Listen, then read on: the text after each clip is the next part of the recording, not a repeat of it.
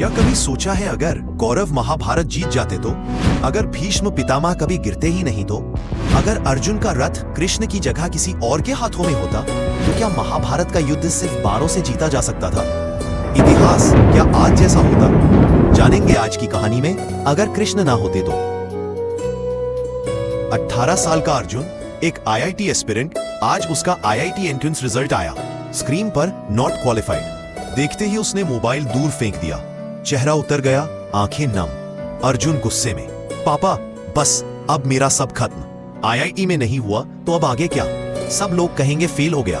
पिता ने उसके कंधे पर हाथ रखा और मुस्कुराकर कहा, कर्म करो, फल की चिंता मत करो। अर्जुन झुंझलाकर बोला, और आप फिर वही गीता वाली बातें शुरू कर देंगे?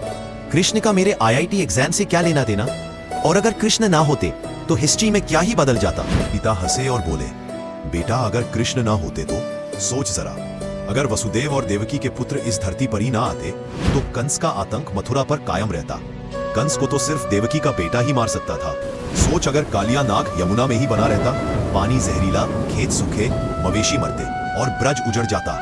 और सोच अगर गोवर्धन पर्वत कभी ना उठता, इंद्र का प्रकोप गोकुल को मिटा देता, जरासंध के लगातार हमलों से यादव वंश मिट जाता, द्वारका का निर्माण और समुद्री व्यापार का स्वर्ण युग कभी आता ही नहीं। सोच अगर शिशुपाल का अंत ना होता, उसका अपमान और अत्याचार दूर दूर तक फैलता और सभा में धर्म की मर्यादा गिर जाती। और सोच अगर नरकासुर का वध ना होता, 16,000 स्त्रियां जो बंधक थी उन्हें कभी सम्मान न मिलता। सोच अगर द्रौपदी के स्वयंवर में अर्जुन हार जाता, पांडवों को सही दिशा देने वाला वहां कोई ना होता, शायद द्रौपदी का चीरहरण रुकता ही नहीं। अपमान से पांडवों का मनोबल टूट जाता और धर्म युद्ध की आग शुरू होने से पहले ही बुझ जाती। कुरुक्षेत्र के मैदान में गीता का उपदेश न मिलता, अर्जुन मोह में हथियार डाल देता, कौरव विजय पाते और गीता का दर्शन आज तक दुनिया में न होता। भीष्म पितामह अजय रहते, शिखंडी रणनीति कृष्ण की ही देन थी, वो न होती तो पांडव हार जाते। द्रोणाचार्य अंत तक संहार करते, अश्वत्थामा की अफवाह फैलाना भी कृष्ण की राजनीति थी, वो न फैलती तो द्रोण कभी शस्त्र न डालते। कर्ण कवच कुंडल के साथ युद्ध करता, इंद्र से वो कवच दिलवाने की योजना कृष्ण ने ही बनाई थी।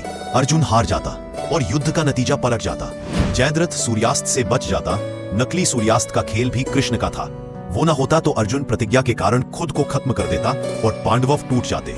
सोच अगर भीमगदा युद्ध में दुर्योधन से हार जाता, थाई पर वार का संकेत कृष्ण ने दिया था, वो न मिलता तो कौरव राज फिर स्थापित हो जाता। सोच अगर कृष्ण न होते तो राधा कृष्ण की वो प्रेम कथा जो भक्ति और समर्पण का प्रतीक है, कभी जन्म ही न लेती। और कुरुक्षेत्र में अर्जुन को गीता का उपदेश देने वाला कोई न होता, जीवन का सबसे गहरा दर्शन दुनिया तक पहुंचता ही नहीं। सुदामा की दोस्ती शायद सिर्फ एक कहानी बनकर रह जाती, निष्ठा और विनम्रता की वो मिसाल कमजोर पड़ जाती, बर्बरीक की खाटू श्याम वाली आस्था धारा भी मिट जाती। कृष्ण ने ही उसे वरदान दिया था कि कलयुग में वो श्रद्धा और भक्ति का प्रतीक बनेगा। बेटा ये सब सिर्फ कथाएं नहीं है, ये वो मोड़ है जिन्होंने इतिहास की दिशा तय की और जिनके बिना दुनिया आज वैसी नहीं होती जैसी तू देख रहा है। पिता की बातें सुनकर अर्जुन कुछ पल चुप रहा।